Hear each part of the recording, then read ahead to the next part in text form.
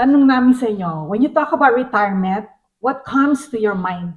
Di ba savings or di kaya budgeting? Pero alam nyo ba that there's something more important than that? And pag wala to, kahit na gaano kalaki ang ipon nyo, hindi nyo maaabot yung retirement na gusto nyo. Today, we'll talk about how we planned for retirement step by step. And also, we're going to share with you what you need to do, very first thing that you need to do when planning for your retirement. Nung medyo bata-bata pa kami ni Haven noon, we dreamt about retiring talaga. Yung, kumbaga you wake up any time of the day. I mean, not naman any time of the day, pero like maybe like late in the morning, yung papahinga ka anytime, or chill-chill ka sa house mo. Pero, naisip namin, it's not only that. So, nag-save kami, nagplano, at inisip namin na maybe one day we'll be financially ready. But here's the lingering question na hindi nawawala sa aming isip. Will it be enough? What we realized later is this: a retirement savings is just not about money. Para kang nagbe-build ng house, kailangan mo ng plano or blueprint. Or else, puros hollow blocks lang ang ending mo. For us, it meant figuring out what kind of retirement we wanted. Yan ang pinaka-importante. Mahilig kami mag-travel. That's our passion kasi. We're lucky but because we like the same thing. Pero sa mga ibang couples, this is a bigger conversation.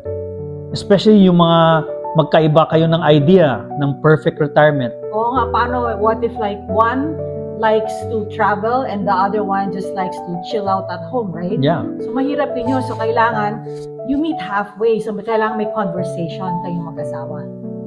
So if you're, let's say, preparing for retirement, what does your ideal retirement look like? Yeah, ask Diba? yourself. Ask diba? yourself. Yun ang pinaka-importanting Yeah. question. That's the very, very first thing that you need to ask yourself. That's So once you have that picture, madali na mag-set ng goals. Retirement is very personal. You create a future that feels right for yourself or for the both of you if you're a couple. For us, it's all about comfort and freedom. Having the ability to travel and, being prepared for any surprises in life, di ba? Pero kayo guys, how do you see yourselves? Kayo ba yung type na gusto nyo by the beach or do you want to live in a farm?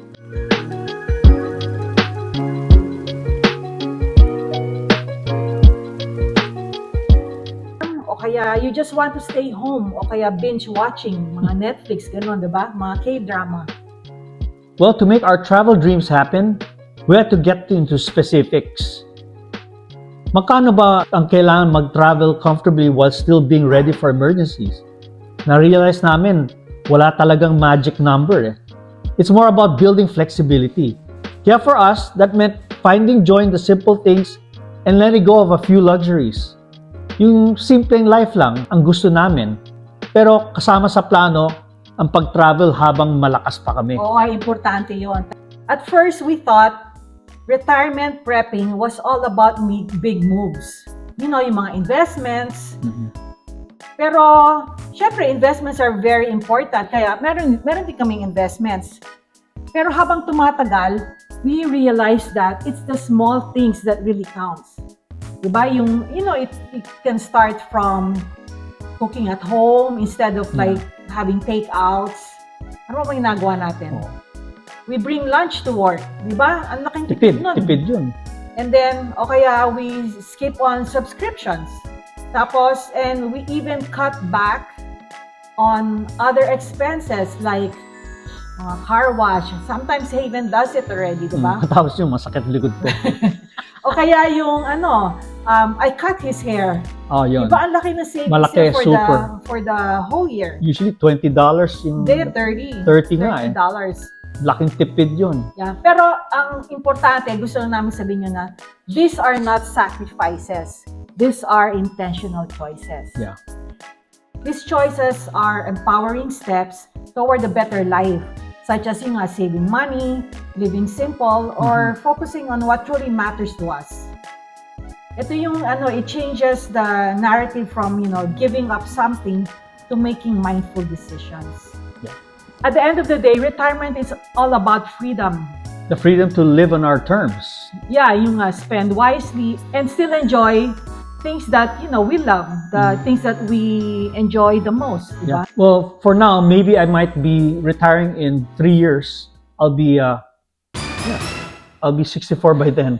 I intend to, but that's my plan for Yun ang now. plan na. 3 So ako 3 years. naman, I plan to retire like 62, so maybe that's like 3.5 years.